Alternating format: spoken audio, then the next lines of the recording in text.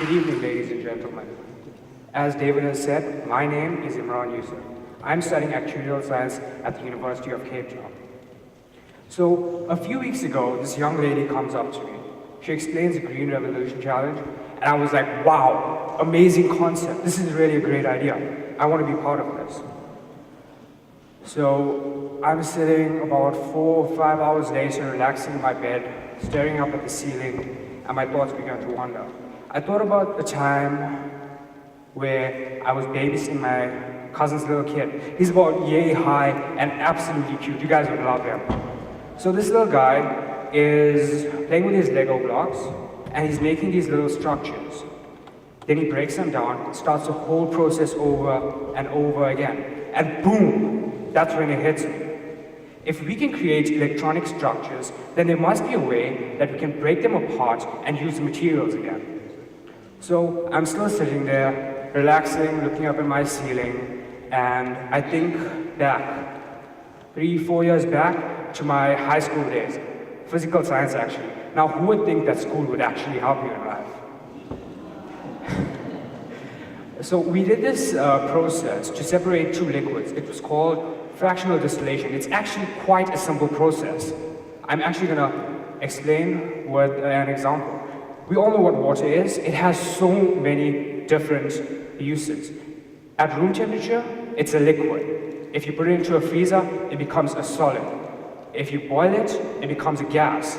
Now, what have we learned? If you change the temperature around certain substances, they change phase.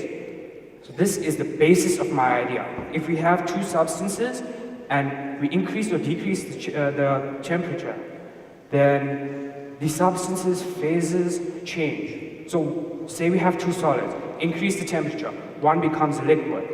Now, every substance has different melting points. So one becomes a liquid, one remains a solid. So we can extract them. This is actually a simple design of the process. What we're going to do is take all the e-waste, put it into that chamber right there. Increase the temperature, and one of the substances is going to melt, go through those tiny holes in steel plates.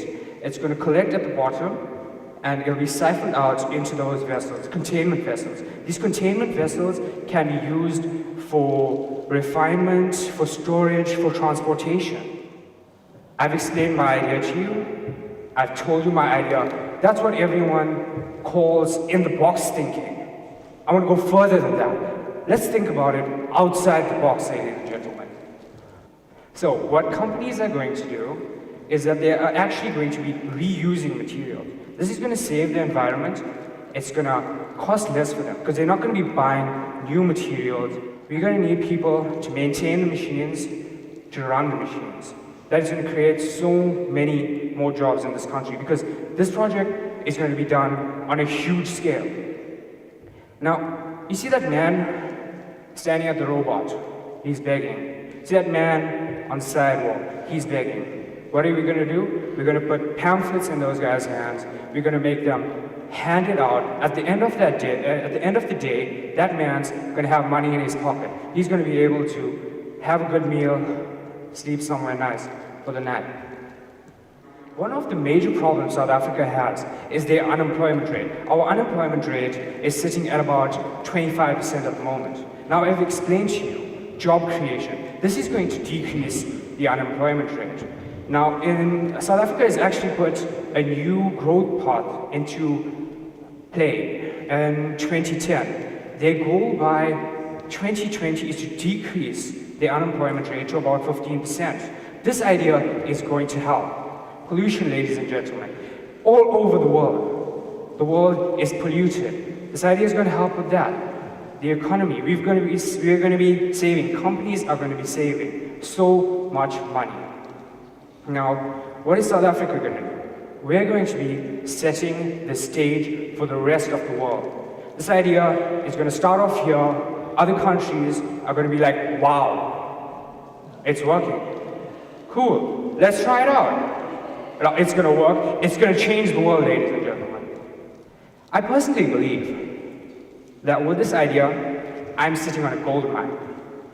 Now, you're going to be asking me, why? Why would I say something like that? I'm going to tell you right now, I'm not being arrogant. I'm being truthful. Computer chips contain gold. The extraction process for gold, what I just explained to you, heat. Now, that's how we're going to be extracting it. We're going to be getting gold out of the process, and companies are going to benefit from this. Now, I would like to leave you with one last thing. One last thing, ladies and gentlemen.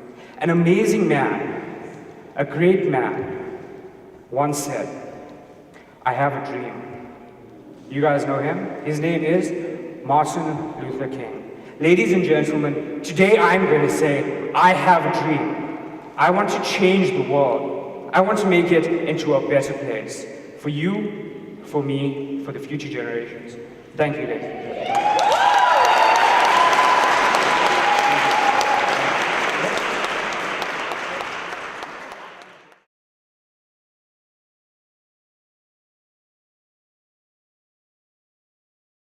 Check out the latest Super Challenge now at supernews.coza.